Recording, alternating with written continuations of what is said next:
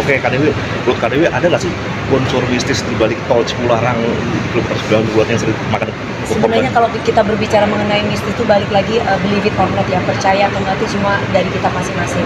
Tapi kalau kita pribadi, kita sesuai fakta aja dulu. Apakah memang peraturan-peraturan yang ada di lalu lintas ini sudah dijalani dengan baik? Salah satunya ibaratnya salah satu pengemudi. Apakah kita juga manusia-manusianya ini? Kita jangan berbicara, jangan menyalahkan setan-setan atau roh-roh atau penunggu-penunggu. Tapi balik lagi ke kita dulu.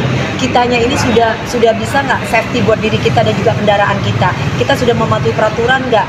Mobil kita aman nggak? Belum nggak? Dan seperti apa dan kayak gimana? Jadi jangan ke yang lain-lain dulu. Supaya apa? Supaya semuanya itu aman. Karena kalau kita sudah mengikuti rambu-rambu, mengikuti peraturan lalu lintas yang ada, mobil kita juga safety, pasti semuanya aman kok.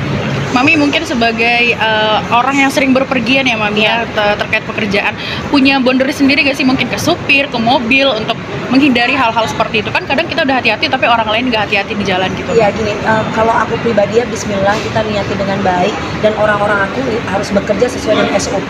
Jadi kalau memang Pak supir, aku selalu memberikan kelenggangan, rasa empati juga karena bagaimanapun kan beliaunya manusia yang punya masalah.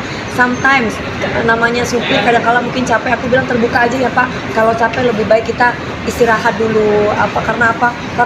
Karena ngikutin waktu dan yang lain-lain, akhirnya mau nggak mau dia terobos semuanya, dia nggak mau tahu, akhirnya pas salah kena satu tabrak satu akhirnya beruntung bang. Karena apa ya itu tadi, remnya yang blong, dalam keadaan ngantuk, dia tidak bisa mawas diri, dia tidak bisa mengendalikan diri, akhirnya ditabraklah. Itu apa sih?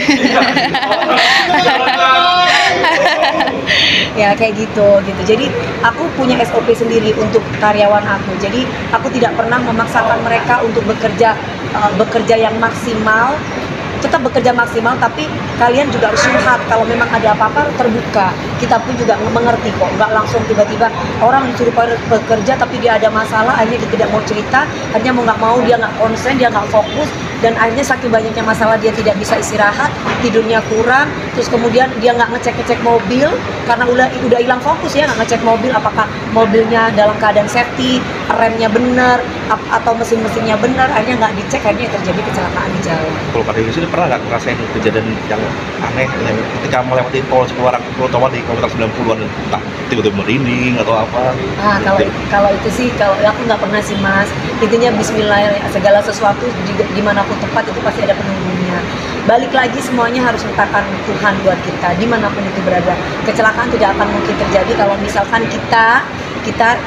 saya pribadi aku pribadi ibaratnya tidak mawas diri gitu. Nomor satu mawas diri dulu, yang kedua ya disertakan Tuhan, apapun yang terjadi pasti atas kehendak Tuhan gitu. Iya Pak.